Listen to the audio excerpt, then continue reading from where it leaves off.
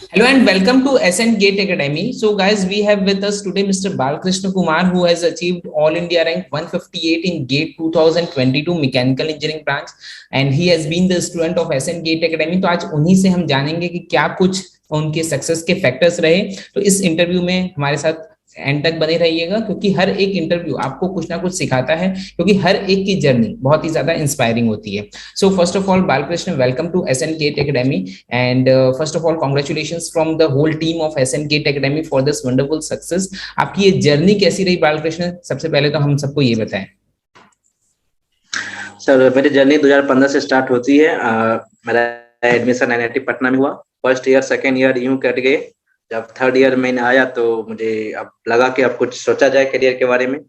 तो मैंने टेक्निकल पढ़ाई के लिए मैंने SN गेट एकेडमी का वीडियो कोर्स खरीदा। तो लगभग एक साल में मैं लगभग 2-3 सब्जेक्ट का पूरी तरह से नोट्स भी बना लिए थे और लगभग पूरा वीडियो भी मैंने पूरा देख चुका था। तो फिर जैसे मैं फोर्थ ईयर में गया तो मेरे कॉलेज में थोड़ा प्लेसमेंट के थोड़ा बहुत कंपनी आ रही थी, तो मैं प्लेसमेंट में थोड़ा दिमाग लगाने लगा। तो उसके कारण मेरा प्रिपरेशन नहीं हो पाया गेट 2019 के लिए। तो मेरा रिजल्ट उसमें क्वालिफाई भी नहीं हो सका मैंने। तो फिर आगे मैंने प्लानिंग किया कि मैं अब क्या करूं। तो मैंने सोचा कि गेट और इंजीनियरिंग सर्विस में दोनों को तैयारी करूं। तो इंजीनियरिंग सर्विस के जीएस के लिए और सभी टेक्निकल एक्स्ट्रा टेक्निकल के लिए मैंने एक ऑफलाइन कोचिंग भी ज्वाइन की। तो फिर फाइनली मैंने प्रिपरेशन करने के बाद जब जनवरी 2020 में मैंने एग्जाम दी प्रीलिम्स की, तो उसके बाद रेलवे के कुछ वैकेंसी विड्रॉ होने के कारण तो मेरा प्रीलिम्स नहीं हो पाया। तो फिर उसमें थोड़ा गेट भी नहीं हो पाया, मतलब थोड़ा सा फ्रस्ट्रेशन में था। तो गेट 2020 में मेरे मार्क्स अप्रॉक्स 50 मार्क्स थे। और फिर उसके बाद मैंने जो भी और सभी एग्जाम के फॉर्म भरे थे, SSC, यूपीएससी, यूपीपीएससी, एई और सीआईएल के। तो मैंने उस सब का प्रिपरेशन स्टार्ट किया। उसके लिए मैं जीएस भी पढ़ना स्टार्ट किया। फाइनली लॉकडाउन के कारण सब एग्जाम पोस्टपोन हो गए। तो मैंने सोचा कि अब कि मैं गेट में फोकस करूं। ठीक है, तो मैंने मई से मैं गेट के लिए फोकस हो गया। तो मैंने प्रीवियस ईयर क्वेश्चन हो गया और पूरा कंप्लीट मैंने कवर कर लिया। इंजीनियरिंग सर्विस के प्रीलिम्स से क्वेश्चन मैं फिर से कंप्लीट किया। और फिर उसके बाद एक कुछ बिट्स एंड बाइट्स आते हैं, उसके भी मैंने पूरे कंप्लीट कर दिए। फिर उसके बाद मैंने टेस्ट रिज्वाइन किए, 2 टेस्ट रिज्वाइन किए। तो फिर फाइनली मेन मेरा जो प्रिपरेशन था ये गेट 2021 का ही था मेन। ठीक है, तो इसमें मैंने finally all India rank GATE 2021 में 600 के अप्रॉक्स थे मेरे ऑल इंडिया रैंक गेट 2021 में। अब मुझे ऐसे पता था कि गेट 2020 में उतना पीएसयू नहीं आए थे कोरोना के कारण। तो हमको लगा कि मेरा 600 में मेरा पीएसयू नहीं होने वाला है। तो मैंने फिर बिना कुछ सोचे समझे गेट 2022 के लिए प्रिपरेशन स्टार्ट कर दिया। ऐसे तो मैं ज्यादा नहीं, 3-4 मंथ में मेरे काफी थे टाइम। ठीक है, लेकिन एक्चुअली मेरे पास टाइम तो 12 मंथ है। तो स्टार्टिंग के 4-5 मंथ ऐसे ही टाइम पास हो गए। तो फिर मैंने स्टार्टिंग से फिर उसका जितना भी मेरे पास थे नोट्स, शॉर्ट नोट्स, सबको अच्छे से पढ़ना शुरू किया। और जो भी मैंने टिक लगाए हुए क्वेश्चन थे पहले प्रीवियस ईयर क्वेश्चन के या कोई भी प्रैक्टिस बुक से, उसको मैं फिर सॉल्व करना शुरू किया। और बस मैं एक टेस्ट सीरीज ही ज्वाइन किया था, उतना थोड़ा पैसे के प्रॉब्लम थे तो मैंने एक ही टेस्ट सीरीज ज्वाइन किया और उसी टेस्ट सीरीज को मैंने पूरा कंप्लीट दिया। और थोड़ा सा उस टाइम थोड़ा अप्स एंड डाउन्स भी आ रहे थे। मैं थोड़ा घर आ गया था तो घर में कुछ प्रॉब्लम चल रहे थे। तो फिर भी सब कुछ अच्छा ही रहा। तो फाइनली मेरा रिजल्ट आ गया गेट 2022 में 158 rank. Great great, inspiring. Balkrishna, एक चीज जो तुम्हारी जर्नी में मुझे दिखी, बहुत काफी लंबी जर्नी, और जब भी थोड़ी सी लंबी जर्नी रहती है तो मैं हर किसी से पूछता हूँ कि एक जो बहुत बड़ी प्रॉब्लम रहती है वो होती है डीमोटिवेशन, कि हमको आगे के लिए मोटिवेशन नहीं मिलता। तो वो उस चीज को तुमने कैसा मैनेज किया? First thing. सेकेंड थिंग कि एक्स्ट्रा क्या प्रिपरेशन तुमने की, क्योंकि इनिशियली जैसा तुमने बताया कि बहुत अच्छे मार्क्स तुम्हारे नहीं आ रहे थे, तो एक्स्ट्रा तुमने क्या इस साल किया 22 में, जो प्रीवियस तुमको लगा कि जो पहले की जो गलतियां थी उसको तुमने किस रूप में सुधारा कि तुम्हारा ये रैंक आया?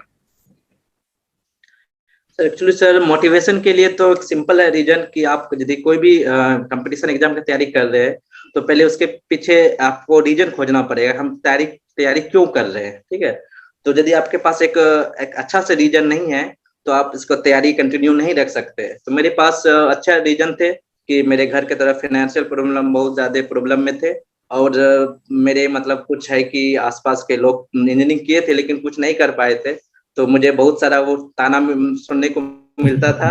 तो इस चीज को मोटिवेशन मिलता था कि नहीं, कि मुझे कुछ करके दिखाना है। तो ये सब है मेन है कि रीजन अपने पता कीजिए। रीजन तो सबके पास होता है, तो बस वही रीजन मैंने पता किया, और फिर रात में सोने से पहले मैं उसको थोड़ा ध्यान में लाने की कोशिश करता था हमेशा। यही थे मोटिवेशन के। और जो प्रिपरेशन का है तो वो तो बस वही प्रैक्टिस प्रैक्टिस प्रैक्टिस, यही एक उपाय है और कुछ नहीं है। Right right right. एसेंट के कोर्सेज को तुम किस तरह से देखते हो बालकृष्ण, और कितनी तुम्हारी हेल्प हुई उससे, actually sir video ascent courses के से? तो थर्ड ईयर में मैंने था, तो मैंने देखा, बहुत अच्छा लगा है। मतलब अभी तक भी मतलब उस वो सब वीडियो हमको दिमाग में मेरे पास है, ठीक है। ऐसा नहीं कि मेरे दिमाग से डिलीट हो गया, कि फर्स्ट टाइम जब मैंने देखा तो फर्स्ट टाइम का ही याद रहता ज्यादातर, ठीक है। तो कोर्स तो बहुत अच्छे थे, मतलब आपका भी मतलब आप ही ज्यादातर पढ़ाए है, तो बहुत अच्छा लगा था कोर्स, मतलब ओवरऑल ठीक है। अभी राइट। तो बहुत सारा हो गया, शायद हमको पता नहीं है, लेकिन अभी तो बहुत सारा अपडेट कर दिए आप, हाँ न्यू न्यू हाँ। मतलब मतलब वो क्या कहते हैं, एनिमेशन करके। राइट। एक और चीज मैं पूछना चाह रहा था बालकृष्ण, टेस्ट सीरीज की तुम्हारी क्या स्ट्रेटेजीज रही, किस तरह से तुमने टेस्ट सीरीज दी, और उसकी एनालिसिस किस तरह से करते थे तुम? मैंने टेस्ट सीरीज ऐसे गेट 2021 में ही भी टेस्ट सीरीज वहीं से मैंने स्टार्ट किया अपने एनालिसिस। बहुत सारे यूट्यूब पर तो बहुत सारे चीज अवेलेबल है, उसी सब से मैंने भी सीखा। तो उसमें क्या था कि मैंने टेस्ट सीरीज देता था पूरा कंप्लीट, ठीक है। मतलब उसके बाद मैं एनालिसिस करता था कि जो मेरे क्वेश्चन गलत हुए हैं और जो क्वेश्चन मैंने अटेम्प्ट नहीं किए, ठीक है, उसको एनालिसिस करके मैं अपने कॉपी में नोट्स में उसको लिखता भी था, ठीक है। एक्चुअली जो क्वेश्चन सिली मिस्टेक हुए तो उसको हम छोटे से में लिखता था, और जो क्वेश्चन मान लो मतलब कि थोड़ा डिफिकल्ट है, उसको मैं पूरा क्वेश्चन भी लिखता था, उसका सॉल्यूशन भी लिखता था, ठीक है। इस तरह से मैंने टेस्ट को एनालिसिस किया, मतलब मिस्टेक से ही, मतलब आखिर में गलती से ही मतलब लोगों को सुधार होता है। राइट राइट, ये बहुत जरूरी पार्ट रहता है, इसलिए मैंने तुमसे अलग से पूछा, क्योंकि टेस्ट सीरीज और ज्यादातर लोग उस चीज को मिस करते हैं, एनालिसिस वाला पार्ट। बट एक चीज जो मैंने हर एक टॉपर की जर्नी में एक कॉमन चीज देखी, वो यही देखी है कि उसने ज्यादा टेस्ट सीरीज अटेम्प्ट की है, और उसमें एनालिसिस पार्ट उनका बहुत सॉलिड रहता है, तभी इतनी एक सक्सेसफुल जर्नी हो पाती है। फ्यूचर की प्लान्स थोड़ा सा बताएंगे बालकृष्ण, अपने क्या क्या करने की सोच रहे हैं आगे? और अभी तो गेट से तो बहुत कुछ, बहुत बहुत अपॉर्चुनिटी है गेट से, लेकिन उतना कुछ नहीं करना है। मेन तो टारगेट था कि मतलब कि पीएसयू में जॉब लेना है बस, तो पीएसयू में जॉब ही लूंगा, ठीक है। एक्चुअली मैं पिछले बार भी गेट में एमटेक में कर सकता था, लेकिन मेरे घर वाले मतलब उसको उतना मतलब पता नहीं था, मतलब कि क्या होता है नहीं होता है एमटेक, मतलब बीटेक पढ़ ले ये बहुत बड़ी बात है मेरे गांव से, मतलब बीटेक कर लेना बहुत बड़ी बात है। तो मैंने घर वाले एमटेक के लिए सपोर्ट नहीं किए, तो मैंने फिर यही जॉब के लिए पीएसयू के लिए तैयारी किया, तो फाइनल पीएसयू ही है मेरा। राइट राइट राइट, कौन से गांव से हो बालकृष्ण तुम, और कितनी होगी उसकी पॉपुलेशन? एक्चुअली भागलपुर डिस्ट्रिक्ट है, बिहार के भागलपुर डिस्ट्रिक्ट, उससे लगभग 20 किलोमीटर अंदर एक गांव है, मामलखा नाम के गांव है, ठीक है। वहाँ पॉपुलेशन तो ठीक ठाक है, बट वहाँ का क्या है, मतलब कि थोड़ा हायर क्लास, हायर एजुकेशन में वहाँ पर लोग उतना नहीं है, मतलब उतना नहीं पता है उन लोगों को हायर एजुकेशन। तो बस वही जो भी लोकल जनरल कंपटीशन होते हैं, ग्रुप डी, बिहार पुलिस, इस सब में मतलब ज्यादा होते हैं, मतलब। Good good good. तो ये एक तुम इंस्पिरेशन भी हो कि बहुत छोटे से गांव से आके तुमने ये जर्नी अपनी की है। और ये एक और चीज जो मैं हमेशा कहता हूँ कि कंसिस्टेंसी होना बहुत जरूरी है, और तुम्हारे केस में मुझे वही चीज दिखी कि तुम लगातार उस चीज में लगे रहे, अपनी प्रोग्रेस को ट्रैक करते रहे और उस चीज में लगे रहे। तो जहां जितनी हमारी कंसिस्टेंसी रहती है, तो फाइनली एक दिन हमको उस चीज का अच्छा रिजल्ट मिलता ही है।